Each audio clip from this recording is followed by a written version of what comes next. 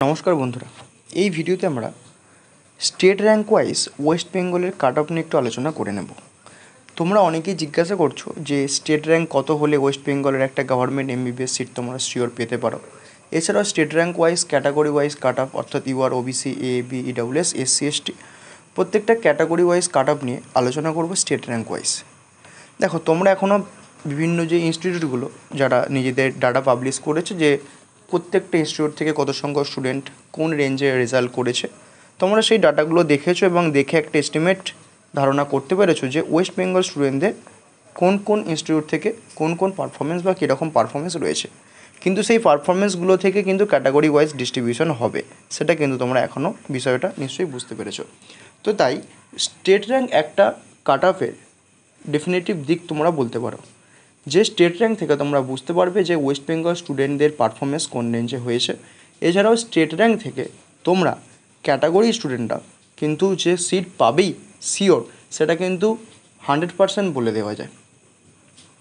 কিছু কিছু ব্যতিক্রমী দিক থেকে থাকে, অর্থাৎ যারা বর্ডার লাইনে থেকে থাকো সেই সমস্ত দিকগুলো কিছু বাদ দিলে মোটামুটি একটা এস্টিমেট 100% বলে দেওয়া যায় যে তোমরা একটা গভর্নমেন্ট এমবিবিএস সিট পাচ্ছ কি না, বা তোমাদের সিওরিটি বা পাওয়ার চান্স কতটা। তাই এই ভিডিওতে আমরা দেখে নেব যে স্টেট র্যাঙ্ক ওয়াইজ কাট অফের কিছুটা বিষয়। নিট ইউজি 2025 কাউন্সেলিং গাইডেন্সের জন্য তোমরা এই হোয়াটসঅ্যাপ নম্বরে আমাদের সঙ্গে কন্ট্যাক্ট করতে পারো। কাউন্সেলিং শুরু থেকে শেষ রাউন্ড অবধি, অর্থাৎ কলেজের অ্যাডমিশন পর্যন্ত কমপ্লিট গাইডেন্স পাবে।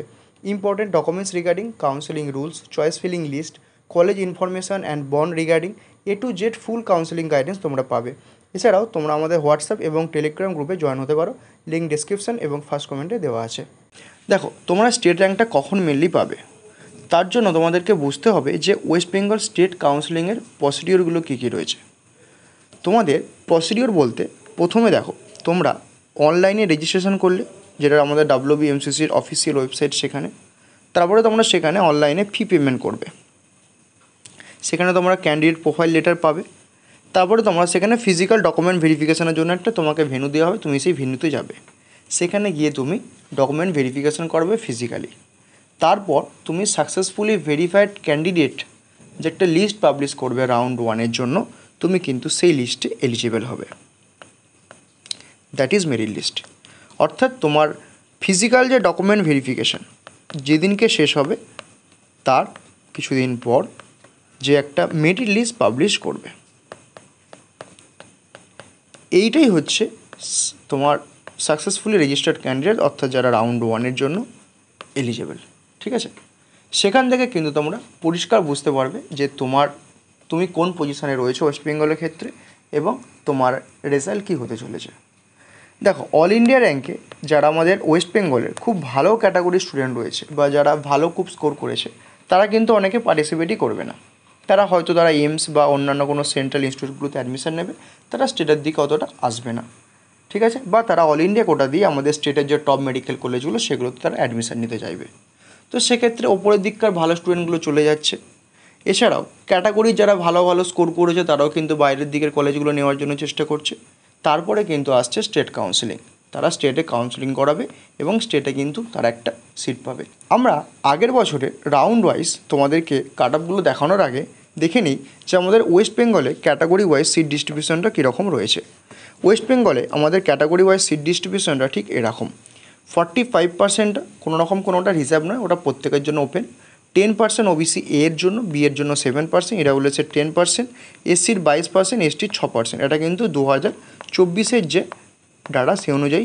এই বছর এখনও পর্যন্ত কী হবে না হবে সেই বিষয়ে আমরা কিন্তু আসছি না।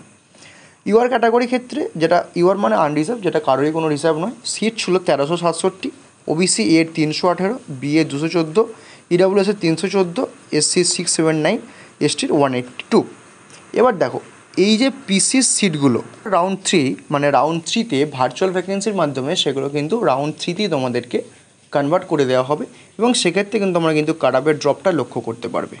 এবার দেখো, তোমাদের একটা অল ইন্ডিয়া র্যাঙ্ক এসেছে, তারপরে তোমাদেরকে স্টেট র্যাঙ্ক আছে, তখন তোমরা স্টেটে কাউন্সেলিং করাবে। স্টেট র্যাঙ্কটা আসার পর এই যে সিটগুলো রয়েছে প্রত্যেকটা ক্যাটাগরি ওয়াইজ, এই সংখ্যক সিটগুলো ততক্ষণ পর্যন্ত তোমাদের র্যাঙ্কটা থাকতে থাকবে যতক্ষণ না এই সিটগুলো ক্যাটাগরি স্টুডেন্টদের ফিল আপ হচ্ছে। অর্থাৎ ওবিসি বি এর ক্ষেত্রে 205টা সিট, এবার 205 নম্বর যে ক্যান্ডিডেট সে তো সুপার সেফ, তারপরও কিন্তু কাট অফটা এক্সটেন্ড হয়। কেন? ওবিসি ধরো আমি ধরলাম বিয়ের ক্ষেত্রে প্রথম দীক্ষার অনেকগুলো স্টুডেন্ট তারা কিন্তু অ্যাজ এ ইউআর অ্যাডমিশান নেবে, সেখানে কিছুটা ব্যাপার রয়েছে। তাই তোমরা একটা ধরতে পারো যে এই যে সিটগুলো রয়েছে, এই যে তোমরা টোটাল যে সিটগুলো দেখতে পাচ্ছ, এই সিটগুলো কিন্তু যতক্ষণ পর্যন্ত তোমার অ্যাডমিশান থাকবে, অর্থাৎ যতক্ষণ পর্যন্ত সিটটা ভ্যাকেন্ট থাকবে, অল ইন্ডিয়া র্যাঙ্ক ওয়াইজ কিন্তু এবং স্টেট র্যাঙ্ক ওয়াইজ কিন্তু এক্সটেন্ড হতে থাকবে। তোমাদের রাউন্ড ওয়াইজ কাট অফটা দেখাই, তাহলে বিষয়টা অনেকটা ক্লিয়ার হবে। এটা হচ্ছে 2024-এর রাউন্ড ওয়ানের state rank wise cut off. ইউআরের ক্ষেত্রে 39,522, এটা কিন্তু রাউন্ড ওয়ানে all India rank wise closing ছিল এবং স্টেট র্যাঙ্ক ছিল 1890। ওবিসি ইয়ের ক্ষেত্রে 43,615 এবং স্টেট র্যাঙ্ক ছিল 2,124। বিয়ের ক্ষেত্রে 48,433, স্টেট র্যাঙ্ক ছিল 2,434। ইডাব্লিউএসের ক্ষেত্রে 1,05,592, স্টেট র্যাঙ্ক 4,711। এসসির ক্ষেত্রে 1,54,275 এবং স্টেট র্যাঙ্ক 5,752। এসটির ক্ষেত্রে 6,12,964 এবং স্টেট র্যাঙ্ক 8,022। দেখো ওবিসি এ আমি ধরলাম 2,124, ঠিক আছে। এই যে ক্যান্ডিডেটটা স্টেট র্যাঙ্ক, এই অবধি তুমি এসে ওবিসি এ ক্যাটাগরির যে সিট সংখ্যা, তার থেকে কিন্তু তুমি অনেক দূর পর্যন্ত কিন্তু এক্সটেন্ড দেখতে পাবে। কেন? কারণ প্রথম দীক্ষার ওবিসি এ ক্যাটাগরির ক্যান্ডিডেটগুলো অ্যাজ এ ইউআর অনেকে অ্যালটমেন্ট পেয়ে থাকে, যারা খুব ভালো স্কোর করেছে। ধরো তুমি এমন র্যাঙ্ক করলে, তুমি তোমার ক্যাটাগরি ইউজ না করি তুমি একটা তোমার যেটা টপ মোস্ট তোমার চয়েস, সেটা এইচএমসিকে ধরো আমি সাপোজ ধরে নিলাম, তুমি সেই কলেজটা পেয়ে গেলে, তো সেক্ষেত্রে তোমাকে তোমার ক্যাটাগরি সিট ইউজ করতে হলো না, ঠিক আছে। তো এইরকম কিন্তু রাউন্ড ওয়ানের সিনারিও ছিল এটা, এবং রাউন্ড ওয়ানের state rank wise cut of ছিল এইটা, ঠিক আছে। রাউন্ড টু এর ক্ষেত্রে বিষয়টা কাট অফটা কিছুটা ইনক্রিজ করে গিয়েছিল, কারণ প্রথম দীক্ষার যে স্টুডেন্টরা মাঝখানে অনেক স্টুডেন্টরা রাউন্ড ওয়ানে কোনো কারণে সেটা ডকুমেন্ট ভেরিফিকেশনের জন্য হোক বা কোনো কারণে তারা পার্টিসিপেট করতে পারেনি, তারা রাউন্ড টুতে আসে, সেক্ষেত্রে কাট অফটা কিছুটা ইনক্রিজ করে। এবং এক্ষেত্রে সিরিয়াস সেরকম কিছু অ্যাড অন থাকে না, তাই পেপারগুলো হয়ে থাকে। কিন্তু রাউন্ড থ্রিতে যখন পিসির সিটগুলো রেসপেক্টিভ ক্যাটাগরিতে ফিরে আসে, অর্থাৎ ইউআর পিসি থেকে ইউআরএ, এসটি পিসি থেকে এসটিতে, এসসি পিসি থেকে এসসিতে, ওবিসি এপিসি থেকে বিপিসি থেকে এসসি পিসি থেকে প্রত্যেকটা ক্যাটাগরিতে ফিরে, তখন কিন্তু কাট অফের এক্সটেন্ডটা তোমরা দেখতে পাবে। এবং দেখো ইউআর ক্যাটাগরি ক্ষেত্রে 40,602 এবং 1946 পর্যন্ত কিন্তু এক্সটেন্ড করেছিল স্টেট র্যাঙ্ক ওয়াইজ। ওবিসি এর ক্ষেত্রে 44,333 এবং 2,172। বিএর 49,414, 2,500। ইডাব্লিউএসের 1,0826, স্টেট র্যাঙ্ক 4,719। এসসি ক্যাটাগরির ক্ষেত্রে 1,58,167, 5,813। এসটি ক্ষেত্রে 6,17,276, 8,035। তোমাদেরকে একটা কথা বলে রাখি, দেখো এই হচ্ছে স্টেট র্যাঙ্ক। এই স্টেট র্যাঙ্ক ওয়াইজ কিন্তু এটা হচ্ছে রাউন্ড 3 2024-এর লাস্ট রাউন্ডে, মানে রাউন্ড 3টা মোটামুটি আমরা ধরে রাখছি কাট অফটা এরা ছিল, ঠিক আছে।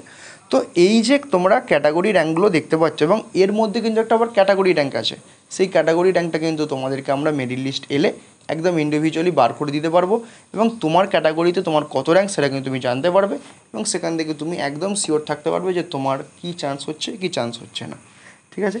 তাই এই হচ্ছে স্টেট র্যাঙ্ক ওয়াইজ তোমাদের একটা ধারণা যে কিভাবে তোমাদের কাট অফটা স্টেট র্যাঙ্কের উপর ডিপেন্ড করে। মেনলি যারা ক্যাটাগরি স্টুডেন্ট রয়েছে তারা কিন্তু ক্যাটাগরি র্যাঙ্ক থেকে তোমরা একদম শিওর জেনে যাবে যে তুমি কলেজ পাচ্ছ কি পাচ্ছ না, এটা হচ্ছে একটা বড় ব্যাপার। আর তোমাদেরকে একটা কথাই বলবো যে তোমরা এখন তোমাদের যেটা কাজ হবে, সমস্ত ডকুমেন্টসগুলোকে রেডি করে নাও। এছাড়াও কাউন্সেলিংয়ের যে প্রসিডিওর, কাউন্সেলিংয়ের যে রুলস, সেগুলোকে ভালো করে ফলো করো, সেগুলোকে স্টেপ বাই স্টেপ বুঝে নাও। আমাদের চ্যানেলে কিন্তু অনেক ভিডিও এই নিয়ে দেওয়া রয়েছে, তোমরা চ্যানেলটিকে ফলো করতে থেকো। নিট রিলেটেড সমস্ত তোমরা আপডেটস চ্যানেলের থ্রুতে পেয়ে যাবে, চ্যানেলটাকে তোমরা ফলো করতে থাকো। এছাড়াও তোমাদের কোনো গাইডেন্সের প্রয়োজন হলে আমাদের হোয়াটসঅ্যাপ নাম্বার আমার সঙ্গে কন্ট্যাক্ট করতে পারো, আমাদের পেড কাউন্সেলিংটা জয়েন করে নাও। তোমরা ডিটেলসে কাউন্সেলিং শুরু থেকে শেষ পর্যন্ত গাইডেন্স পেয়ে যাবে। তোমার সঙ্গে দেখা হচ্ছে পরের ভিডিওতে, ততক্ষণ সুস্থ থাকো, ভালো থাকো, বাই।